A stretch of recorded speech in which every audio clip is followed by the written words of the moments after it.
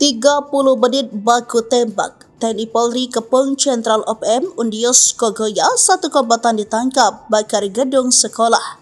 Jenderal OPM Undios Kogoya dan anak buahnya kembali membuat ulah dipaniai pasca penembakan terhadap Dan Ramil Aradin Octavianus Sogalri. Kali ini Undios Kogoya beraksi membakar gedung sekolah PAUD SD SMP, YPPGI, Kepas Kopo, dan 12 kios milik warga Rabu 12 Mei 2024. Kabid Humas Polda Papua Kombes Ignatius Beni Adi Prabowo Rabu 22 Mei 2024 berkatakan para pelaku menembak secara brutal. Kejadian berawal ketika dua pelaku menggunakan motor sehingga ke kios milik Arwin 34 tahun untuk membeli rokok.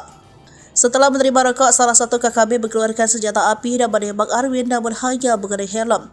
Gagal menembak warga, pasukan Undios Kogoya ini membakar 12 petak kios di pertigaan Kopo Kampung Madi Distrik Paniai Timur sekitar pukul 12.15 menit.